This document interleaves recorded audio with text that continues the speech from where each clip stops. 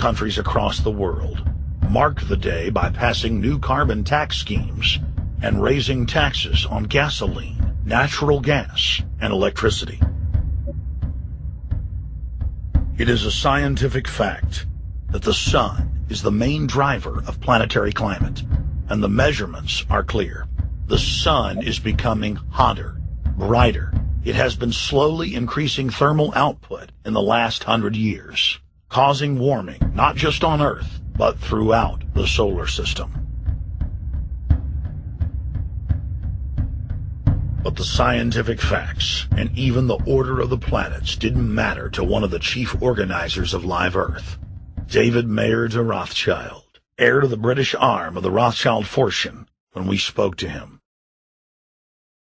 When I called Rothschild on the order of the planets, he just laughed, thinking the audience wouldn't get it. He continued to count on the population's ignorance and claimed that the global warming lobby has nothing to do with carbon taxes. I guess he hadn't spoken with his good personal friend, Al Gore. Global warming, the time for debate is over. I think what you have to realize is that being environmentally sensitive and making money aren't mutually exclusive. There's a lot of money to be made in addressing this issue. But you guys are gobbling up all the world's concern to just simply line your pockets and make kids read your book in schools and do all this. It's a business, just like you said, Rothschild. It's not. Do you think I make any money out of this? It's the same thing. It's the same thing your your money-changing ancestors did. They're in Germany, Red Shield, and I'm calling you out, Red Shield. We know it's a scam. A pollution-based tax system, principally CO2.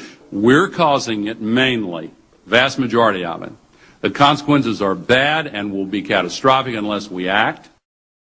The polar ice caps of Mars are receding at several miles a year, much faster than ours, and that the moons of Saturn and Jupiter are melting. In fact, several of their moons were ice and are now liquid seas. Now, how are SUVs causing that, David Rothschild? That's because those planets are closer to the sun, my friend. No, Jupiter and Saturn are not closer to the sun. Neither is Mars. Yes, sir. I think you'll find, right, that the very simple matter, and what I wanted to say, and this is my final point, forget your taxation theory, because actually it's not taxation. Put a price on the carbon. A tax is the best way. Cap and trade can also do it.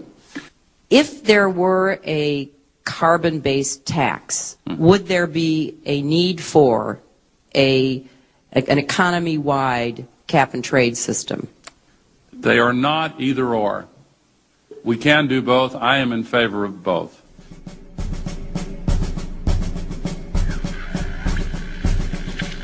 The architects of the New World Order are in a race to complete the structure of world government so they can suppress the independent development of technologies that threaten their monopoly of power, while at the same time steering new developments in the direction the architects chart for humanity. The technocrats call their governing system the final revolution, because in the past, empires were enforced militarily. Now enforcement is primarily psychological and economic, and society itself is a construct of the elite who operate outside the controlled paradigm and control the civilization within, just as a child maintains the environment of a fish tank. We are like lab rats living out our entire existence, never questioning the confines of the cage or the scientists who experiment on us. New World Order engineers have hijacked human destiny. Its controllers have closely studied human behavior for more than 100 years and are now steering us with expert control, using our primitive drives and desires as levers. They have developed their mind control systems to the point of being able to control the average unconscious person like a car.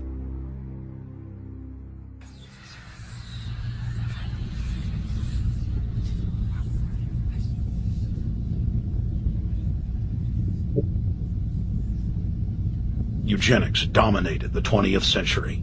Its ruthless spirit has now metastasized into the fields of genetics, nanotech, and robotics. But that's not surprising. From their inception, all three disciplines have been dominated by eugenicists.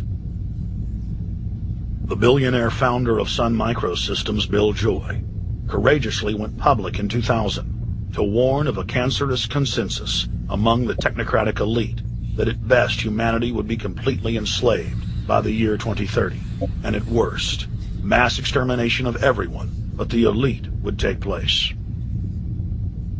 A who's who of the techno-elite are members of what is known as the transhumanist or post-humanist movement. Many of its adherents see only the beneficial aspects of technology's exponential rise, like bringing sight to the blind, sound to the deaf, and longer life for all.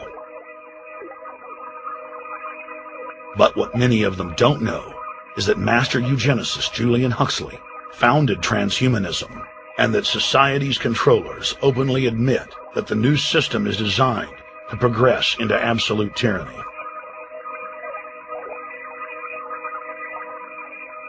Leading transhumanist Ray Kurzweil boasts that technological advancements will allow those that can afford it to live forever, but admits that most won't be able to keep up with the new master race. The drive for world government is now all about who will control and have access to radical life extension systems. Biological evolution is too slow for the human species. Over the next few decades, it's going to be left in the dust. Transhumanists believe that they will attain the fountain of youth by merging with technology. Now, it may be within their reach. Decades ago, transhumanists said that if you did not accept augmentation or enhancements, you would no longer be able to get jobs. And now it's happening today. The elite who occupy the commanding heights of digital reality are suicidal nihilists. Suicidal nihilists know that there is no longer any substantive purpose to their willing, but they would always prefer to go on willing than not to act at all. They can very happily ally themselves with the notion of nuclear holocaust or perfect exterminism.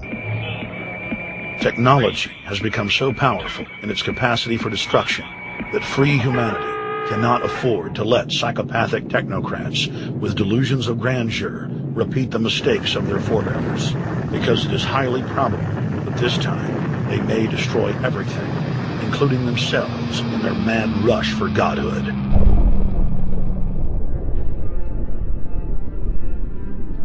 In this film, we have chronicled the Overlord's bloody orgy of experimentation, which already claimed the lives of more than 150 million people in the 20th century. And now, they are promising to deliver an invincible tyranny that will dwarf their past exploits. In the days of World War II, there were sovereign nations and armies to stand against Hitler's final solution. Once world government is in place, no one will be able to stop the New World Order's plans for global population reduction. For those immune to psychological programming, hundreds of FEMA camps have already been built throughout the United States. In their quest for population reduction, no method is off the table. These dark builders intend to release a string of man-made bioweapons plagues, each one worse than the last, while at the same time expanding the police state to enforce an orderly extermination of the population, all in the name of fighting invisible terrorists. And the Georgia Guidestones stand today as a cold testament to the elite's sacred mission. To have a two-class system where the underclass are forced to live as slaves in tiny enclosed cities, while the elite enjoy the land of the earth, evolve into superhumans with the aid of advanced implantable technologies, live eternal lives, and travel throughout the cosmos. This is the promise given to the inner members of the New World Order and the agenda of the Bilderberg Group.